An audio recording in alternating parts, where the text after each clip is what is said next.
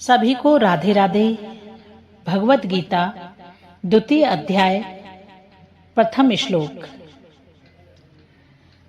तं तथा कृपयायाविष्टम् अश्रुपूर्णयाकुलीक्षणम् विषीदन्तम् इदं वाक्यम् उवाच मधुसूदनः। संजय ने कहा, करुणा से व्याप्त शोक युक्त अश्रुपूरित नेत्रों वाले अर्जुन को देखकर मधुसूदन कृष्ण ने ये शब्द कहे। द्वितीय श्लोक। कुतः त्वाकस्मलं इदं विषुमे समुपस्थितम् अनार्यजुष्टम् असुर्गम् अकीर्तिकरम् अर्जुन। श्री भगवान ने कहा, हे अर्जुन, तुम्हारे मन में यह कलमश आया कैसे? यह उस मनुष्य के लिए तनिक भी अनुकूल नहीं है जो जीवन के मूल्य को जानता हो।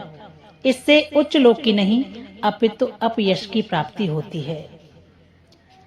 तृतीय श्लोक। क्लेब्यं माये स्म गमः पार्थ न ये तत् त्वयि उपद्यते क्षुद्रं हृदय दौर्बल्यं त्यक्त्वा उत्तिष्ठ परम तप। हे प्रथापुत्र, इस हीन नपुंसकता को प्राप्त मत हो, यह तुम्हें शोभा नहीं देती।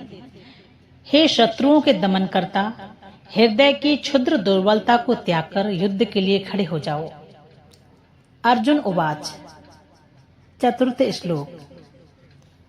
कथं भीष्मम् अहं सख्ये द्रोणं च मधुसूदन इषुभिः प्रतियोत्स्यामि पूजा हरिसूदन। अर्जुन ने कहा, हे शत्रुहंता, हे मधुसूदन, मैं युद्ध भूमि में किस तरह भीष्म तथा द्रोण जैसे पूजनीय व्यक्तियों पर उलटकर बाण चलाऊंगा। अर्थात भीष्म पितामह तथा द्रोणाचार्य जैसे सम्मानीय व्यक्ति सदैव पूजनीय हैं। यदि वे आक्रमण भी करें तो उन पर उलटकर आक्रमण नहीं करना चाहिए। यह सामान्य शिष्टाचार है कि गुरुजनों से वाक युद्ध भी न किया जाए। यहाँ तक कि यदि कभी वे रुक्ष व्यवहार करें तो भी उनके साथ रुक्ष व्यवहार नहीं करना चाहिए। तो फिर भला अर्जुन उन पर बाण कैसे छोड़ सकता है। पंचम श्लोक। गुरून् अहत्वा हि महायनुभावान् श्रेयः भोक्तुं भेच्छम्यपेह लोके हत्वार्थकामान् तु गुरून् इह एव भुञ्जीय भोगान् रुधिरप्रदिग्धान्। ऐसे महापुरुषों को जो मेरे गुरु हैं, उन्हें मारकर जीने की अपेक्षा इस संसार में भीख मांगकर खाना अच्छा है। भले ही वे सांसारिक लाभ के इच्छुक हों, किंतु हे गुरुजन ही तो हैं। यदि उनका वध होता है तो हमारे द्वारा भोग्य प्रत्येक वस्तु उनके रक्त से सनी होगी। अर्थात शास्त्रों के अनुसार ऐसा गुरु जो निंद कर्म में रत हो और जो विवेक शून्य हो त्याज्य है। दुर्योधन से आर्थिक सहायता लेने के कारण भीष्म तथा द्रोण उसका पक्ष लेने के लिए बाध्य थे।